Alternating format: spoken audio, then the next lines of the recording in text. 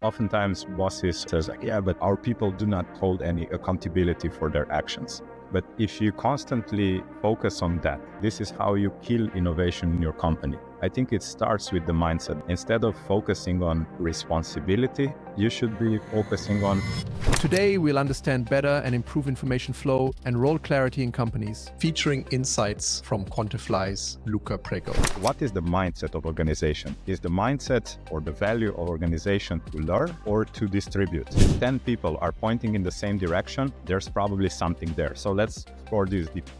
But the market keeps changing and sooner or later you're falling behind. And the way to really solve this problem is actually quite simple. Instead of focusing on the way to go about implementing AI in even large organization is don't do it top down. This field is changing so quickly that you can be on the forefront with good ideas. It's one of the places where I think human creativity can really play a role. To free up ourselves, our brains for creativity. There's so much happening in the world. We all have to process this. We have to adapt. Our guest offers practical strategies to streamline processes and improve communication, aiming for unified goals. So the first aspect of how we actually get our data and perform our diagnostics is, and the other very important component is.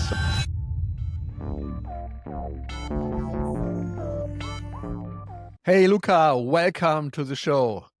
Well, thank you, Sebastian. It's nice to be here again after more than 1 year, I think. Yeah, we just discussed, when was the interview? I think it's more than a year ago. Indeed. That we talked about Quantify and your mission, helping enhance leadership in corporates, building a platform. And maybe you can, give a recap on what you do, what problems you solve, and maybe give us an update, what has changed or basically developed since we spoke back in 23. Yeah, sure. So a short summary of what Quantifly is and what Quantifly does is we help managers understand how to improve different patterns of organization, meaning organizational dynamics, or passing information, of passing delegation of roles and responsibilities and so on, as well as understanding which individuals contribute in what ways, what roles do they play and so on. And also understanding what is the general climate and culture of the organization. And when we combine all these three dimensions of organization, we get a very accurate model of what is going on. And we can spot specific, let's say, negative patterns of behavior or dynamics and so on, and recommend specific measures to improve them. So this is essentially what Quantifly does. It goes from basic analytics more into prescriptive analytics, which we also call diagnostics, hence organizational diagnostics company. And when we look at a typical organization nowadays, there's so much change happening in the world. Yeah, we will talk about how you set up your organization. We'll talk about AI. So this immense change, this exponential change, where every organization is actually faced with. What are the challenges? I mean, organization, they don't change it fast. They're not built yet to adapt to this fast pace which is happening in the world. So what do you see in terms of leadership dynamics or skills these companies need to develop, and how do you support them with that? This reminds me of, I think it's a quote from Alice in Wonderland. I think the Red Queen says something like, the world moves at ever faster pace. You have to run if just to stay in place. And I think this is super accurate for our times right now. And organizations have to adopt to this ever faster environment. And I think that the way to go about it is by, first of all, focusing on psychological safety. We analyzed more than 100 of organizations by now. And based on correlation analysis that we've done of different metrics, we see that psychological safety is perhaps the one that most correlates to the other. Obviously, correlation does not mean causation, but it's quite clear also from explanatory view that by having an organization in which employees feel safe to take risks, safe to provide constructive criticism to their peers, as well as to their subordinates, as well as their bosses, is what allows the organization to change. So this would be, I think, the first thing, building on psychological safety. And this is also quite related with another thing that I noticed, which is what is the mindset of organization? Is the mindset or the value of organization to learn or to distribute? Because organizations that are there to learn and create, naturally foster a lot of organizational, like psychologically safe environment, and they foster a lot of creativity. Whereas organizations that focus more on exploitation, not necessarily of people, but just, they are not focused on innovation quite as much. They are just focused on how do we distribute this amongst each other. They tend to focus on responsibilities instead. And that's the huge mindset difference in the two organizations. So I think it begins there with the mindset. And then from there, we can go to specific strategies and tactics. But if the mindset is incorrect, then the tactics and strategies will not work either. Yeah. So taking a typical old style matrix organization compared to a startup and taking this different mindset. And I mean, you realize that, hey, what worked in the past, with this long decision chains. And I mean, I had a client once and we wanted to improve their sales processes and had some amazing ideas. But it took them about 6 to 8 weeks, to get this idea to the board level, because they had these board meetings and then, we didn't manage to talk about this topic now, and we reschedule it for another 4 weeks. And these decision times, I mean, you cannot act like this anymore. The market is moving too fast. Your competition is miles ahead. Yeah, I think it's better to implement short iteration cycles where you look at each individual thing as an experiment. Like, we have 5 different ideas of how we could improve the process. We all admit we don't know which way is the best. We have, different opinions and different ideas, but the best way to do it is to actually test it. So decide on one, implement it, test it. I'm a big proponent of design thinking in that sense. Let's first define a problem, then come up with a bunch of potential solutions, and then decide on which one can be tested. Do the minimum viable prototype of whatever it is and test it as soon as possible. Don't wait. And I think this in many ways relinquishes the need for all of these board approvals, because we are not yet committing to the final solution. We are just committing to running an experiment. And instead of being focused on the end result, let's focus on how many experiments have we run? Because if we tested 10 different things, it's a lot more likely that we'll find the one or a combination of a few that actually works. So I think this is a better mindset again. Oh, I completely agree. So how does Quantifly measure or analyzes these dynamics in an organization? Well, we get all the data through surveys. So I know nobody likes to solve surveys, but whether you want it or not, it's still the best way to get information. We still can't connect to your brains, maybe in a couple of years we put a sensor. Yeah, I don't know. Neuralink is working on that. I hope that at some point we'll be able to tap into this information. I'm not sure what the European Union and the GDPR crowd will say about that, but I think it would be very useful for that purpose. However, I think that if you simply ask people the right questions, you'll get a lot of answers. And by doing statistical analysis, you can, to a large degree, eliminate subjectivity. If 10 people are pointing in the same direction, there's probably something there. So let's explore this deeper. So the first aspect of how we actually get our data and perform our diagnostics is based on surveys. We do statistical analysis. And the other very important component is so-called sociometric analysis, where we ask people, who do you get information from? Or who do you get tasks from? Or who do you delegate tasks to? Who do you work with the most? And so on.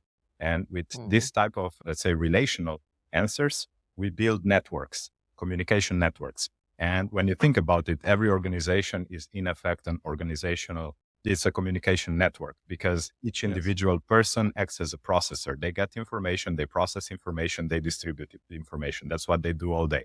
And so once you can represent it in such a way, some things become so obvious that it hurts. Like, we look at the chain of command and the individuals that, let's say the boss said that the subordinate is responsible for something, and subordinate says, no, it's the first time I hear it. In this case, the connection will be a dotted line, a gray dotted line. If they agree, it will be a blue line. And so when you look at the organization as a whole and you see that most of the lines are just gray dotted lines, it tells you everything. There's something wrong. Exactly. And oftentimes they come back and say, yeah, but maybe the employees didn't really understand the question. Yeah, that's possible. But maybe they don't understand the hierarchy either. Have you thought about that? Maybe we should work on that and define roles and responsibilities more clearly so that they know where to find information when they need it, right? And even more importantly, oftentimes in the lower levels of hierarchy, we see people who have 5, 6 bosses. If 6 bosses tells you, do this now, it's urgent, how do you prioritize? Especially in organization where psychological safety is not very high and you're afraid to speak up. Or if 2 bosses tell you to do this exactly the opposite thing, what do you do in this case, right? And a lot of these conflicts that we see as intrapersonal are actually completely systemic. And once you see this in a picture, it's a lot easier to understand. And I find that it's a lot easier for people to accept it as well. Because, we approach it sort of as a doctor would, like, oh, we see this result. It's nothing personal. It is as it is. Now let's talk about potential systemic solutions to these issues that we identify. As a student, long time ago, I of course needed to make some money. I mean, nowadays you can make lots of money online, but back then it wasn't possible. So I was cleaning machines.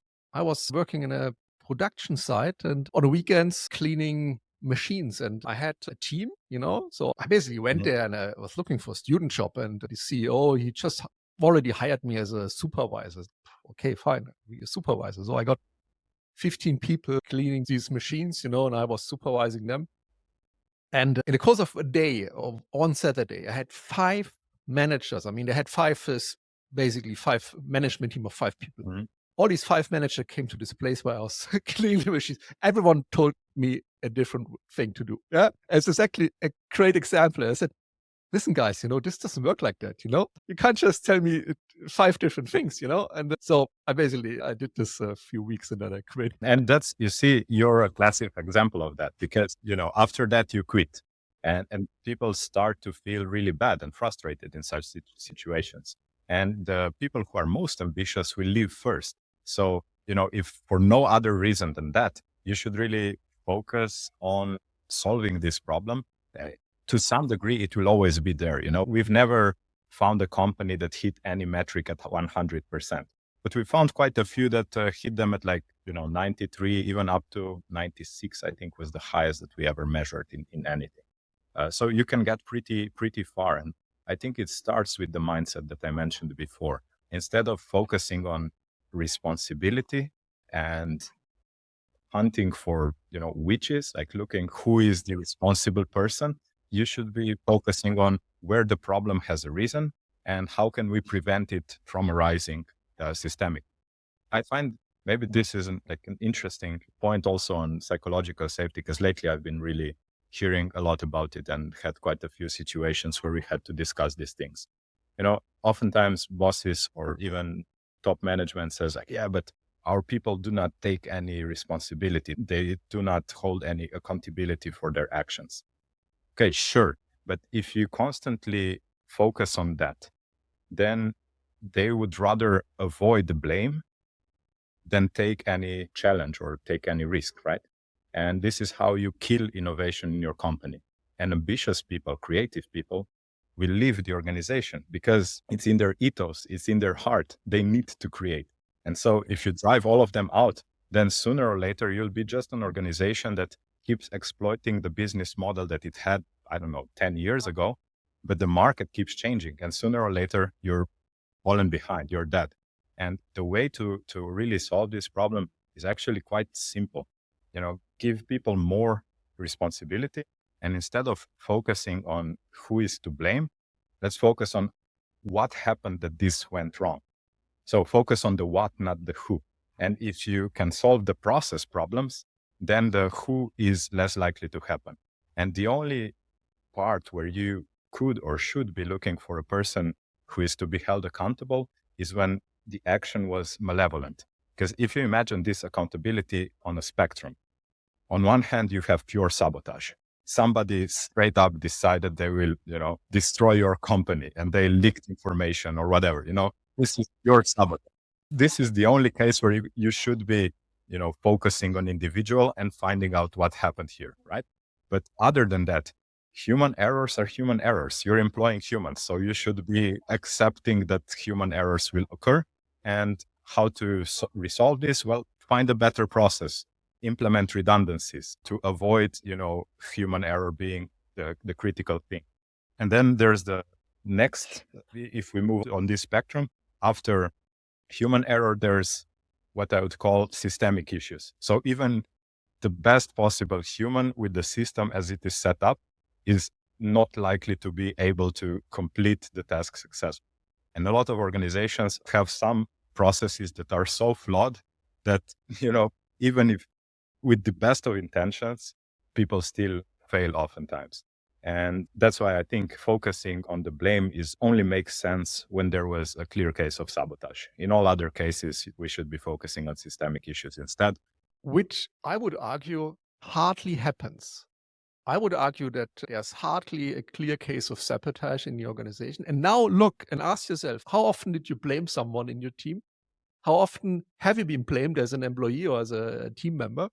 So there's a real disconnect. And I think this is great that you really focus on solving these challenges. So we analyze the organization, we do these surveys, we get all the data, we see the dotted lines and the straight lines, or whatever. What's next? So how do we turn a dotted line into a straight line? Yeah. So in terms of process, after we actually got the data and processed them, we prepare a report, and it's like, 40, 50 pages. Every single metric is Which no one will read. Yeah, exactly. Every metric is explained in depth, and also our analysis is there. But just like you said, a lot of people probably don't read the whole document.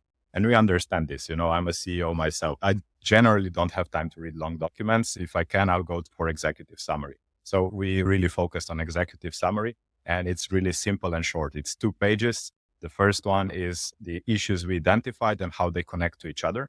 And then specific measures you could take to alleviate them. That's it. That's the executive summary. So if you just take these 2 pages, you already know a lot. But oftentimes, when you read something, you're like, oh, but how did they get to this? And then we redirect you to specific pages where we explain how we got to this conclusion, because we don't want to build horoscopes. We want to build actual scientific documents, right? So the next step after we deliver the report is to actually also sit down with management and talk to them. And this is a very important part, because we have to translate these, let's say, observations into the specific context of this organization. And this is where we need their input. Like, have you tried some of these things? What went wrong the time you tried? Or what could you do different this time, and so on? And this can happen on multiple levels. Like, we recently finished working on a large Slovenian company, approximately 3,000 employees. And it's a complex company. It's basically a company that, for a lot of legacy reasons, has 3 completely different industries under the same roof. And it's basically 12 separate and relatively autonomous organizations within one organization. So we had to go on basically 3 levels. First, with the board of directors on the very top of the holding company. And then we had to go through other levels all the way to the directors and managers of specific production plants and so on, and work with each individually to establish a dialogue between these 3 levels. Because we found that a lot of issues actually came from, these misunderstandings or misallocation of information, or even lack of alignment of interests within this whole organization. So I would say that this part tends to take quite a bit of time, but it's really important to do well. And the end result for us is to build a specific action plan. Our work is not done until the management has a specific action plan. And depending on the issues that we have identified, we sometimes also include employees directly, or do focus groups on smaller, let's say, team levels or so on, if some teams are deviating a lot from the rest of the group. So it's a long process, takes about 1 to 3 months to complete, but the end result is something really tangible and something that management can execute upon. And based on the companies that already performed the diagnostics multiple times, we can also see the results of this work. So this all sounds very sophisticated. So there's a lot of business logic in your application. And I just asked myself, we had a discussion before, and you mentioned that you leverage artificial intelligence a lot, and that you set a process where you have AI agents executing certain tasks. And I'm also very interested in, and we basically also develop a lot of agents for our customers. So what can you give us a bit of a summary? How did you set up your operational and development processes and team? And how do you leverage different AI models and these agents? Sure.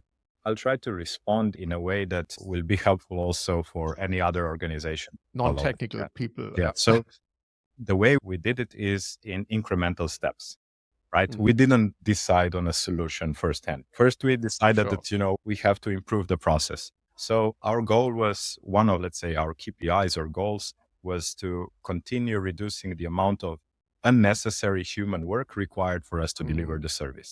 So initially, everything was done by humans. We had relatively, rudimentary model that was basically just statistical algorithms and so on in the background, and a lot of Excel files, as you can imagine. So this was the initial. And then for each individual task, we were, discussing and asking ourselves, what can we do to make this more efficient? Or is there a way that non-creative human work can be eliminated? And I recall we ran sort of a design thinking workshop internally, and our analysts, so these are the people who actually interpret the data, most of them are organizational psychologists. So we talked about their pains and we identified their pain being, these reports take too long. Okay, then we had to define the problem, and we got to the point where one of the problems was that they had to manually read, categorize, and then summarize hundreds and in some cases thousands of open-ended comments. Can you imagine how dreadful of a work this is? And this can Amazing obviously be experience. done better. So even at the beginning, 2.5, 3 years ago, so before the GPT revolution, we already started working on some models that could potentially help us alleviate a lot of these tasks. But for us, it couldn't be any better. The GPT models were really a game changer for us. So through this design thinking workshop, we came to the conclusion that one of the potential solutions would be to basically train a GPT to do it. We tested it on anonymous data at first because we used a public model just to see if, we can get to good enough results. And we did. And then in the next step, we actually hired, or I would even say partnered with a startup from Silicon Valley that is focused on development of AI models specifically for the kind of companies as ours, so for consulting companies. And we set up a case with them. So we worked really closely with them. So our tech team was working very closely with our data scientists were, helping theirs, and the other way around. We even restructured some of our databases a little bit to make it easier for AIs to navigate. And the end result was that we built a whole engine that does this work in a matter of half a minute or so for thousands of open-ended comments. And then the next step is, of course, creating a GPT that would take all of the existing knowledge that we gather through our data and through all of these reports and basically train it to answer your questions.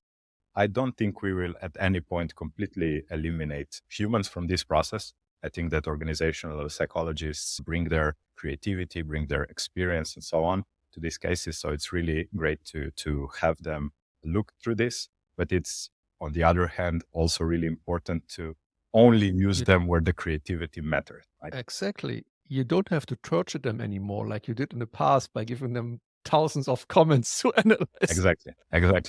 Yeah. Now, if we want to discuss more technical terms, so I'm not a machine learning specialist. I'm not, very technically proficient in AI. So I cannot go into too much detail. But basically, what we found is that for navigating these tasks, a single GPT is not, let's say, powerful enough, or it doesn't have the necessary logic, because there's a lot of base knowledge that we as humans take for granted. For us, steps 1, 2, 3 are very logical, whereas for this type of engines, they are not. And how do you, it's quite similar to managing a person in some way, that you shouldn't just assume they understand. You have to find a way to give them enough space to do their task, but at the same time, give them some guidelines in order for them to be able to move forward. And so we were trying and testing different things, and we came up with what we call recipes. So we prepared some recipes upfront, like in such cases, try 1, 2, 3. And if this doesn't work, jump to 4, 3, 2, and so on. And so you basically set it up to perform different operations. And then we created different, let's say, levels agents. So one agent only takes care of the process, then another agent focuses more on, let's say, mathematical operations, another one more on linguistic operations, and so on. And so they ping pong with each other And it's almost like creating or recreating basically a team. You have your data scientist, you have your project manager, and so on.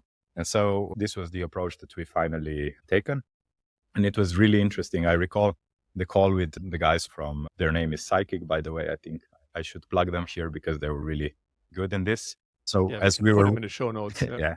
So as we were working with them, I recall that after we devised this idea of recipes and tested it, it was about a week ago, I think, that basically Google has published some sort of a white paper with exact the same idea there. And we were like, oh, we're just a bunch of guys and already competing with Google on this. So I think that this is really interesting or valuable to know that this field is changing so quickly that you can be on the forefront with good ideas. It's one of the places where I think human creativity can really play a role.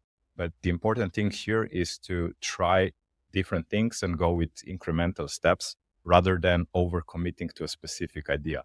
We didn't go to Psychic first. We tested some things first. So we already knew what can be done and what is going to be difficult to be able to do. And the other thing, that's why I wanted to plug Psychic, is it's not obvious to me that every partner would do. Because if they have the mindset or mentality of this is how we do it and that's the only way we do it, then you cannot work with them really. For us, we needed a very custom-made solution. So we had to work really closely together. For a couple of months, they were basically a part of our team. Nice.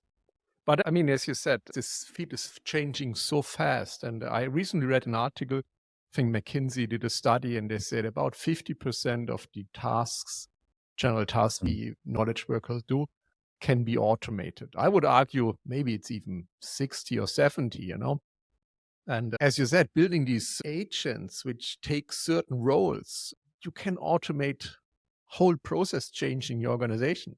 And then focus on more value creating work for your staff. It's not that you want to replace them, but we want to move these activities, which are training and looking at 1,000 lines of comments, to a machine to free up ourselves, our brains for creativity. And because, I mean, there's so much happening in the world. We all have to process this. We have to adapt and we have to see, okay, where is the market going? Where do we need to focus on? How can we adapt our business model? That we don't have the time anymore to do all the work, which we've done in the past. So I think there is a great use case for AI agents, for automating activities, repetitive activities, and freeing up human capacity, and also helping them on a psychological way. Because, I mean, it's training it's like, I mean, in the past we had production line workers. Yeah, they did all the same every day. Now we have people who shuffling data every day, analyzing them. And when we can give this to a machine, I mean, I think that's absolutely magic. Absolutely. Though I would say that we have to be careful about it in a sense that there are some trends that emerge here and there. And then everybody jumps on bandwagon without really thinking why. So in our case, we did the whole discovery process where we identified the pain. From the pain, we derived the problem. And one of the possible solutions was a GPT. It was not the only solution. The alternative was to hire a bunch of students, for example. So we had a lot of different alternatives there. And we only decided for this one because it seemed like the most sustainable long-term way if it works. And it was relatively easy to test. So I would say that the way to go about implementing AI in even large organization is don't do it top down.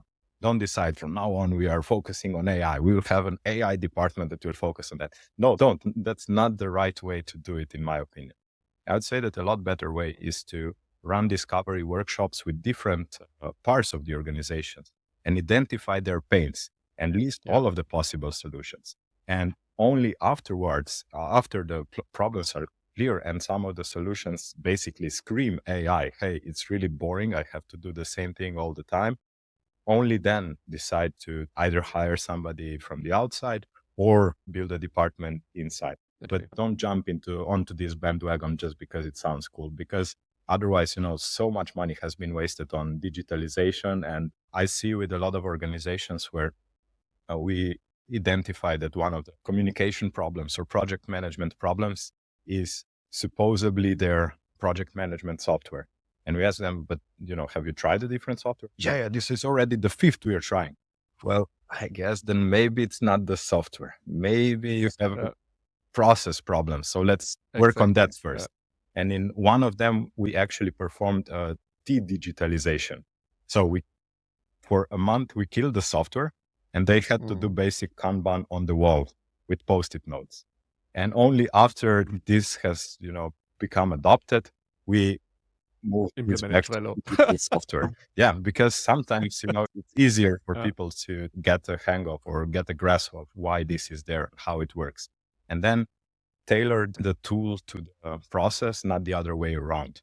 So this is something that happens way too many times in organizations, and a lot of money is thrown away there for implementing things that in the end piss off employees even more. Because they know that, there was like 200,000 spent on this software that is now a pain in the ass.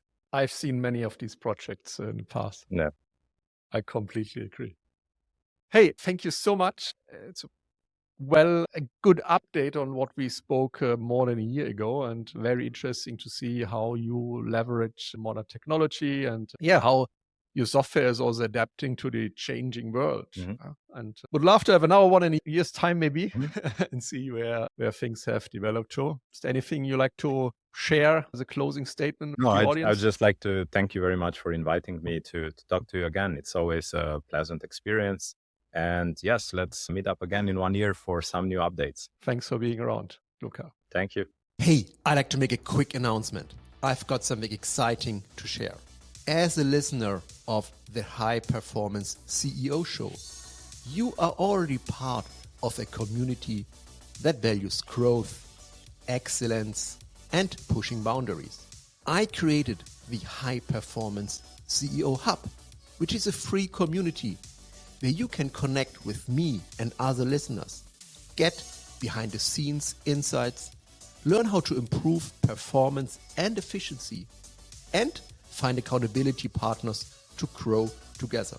Go to www.thehighperformanceCEOHub.com and join us today.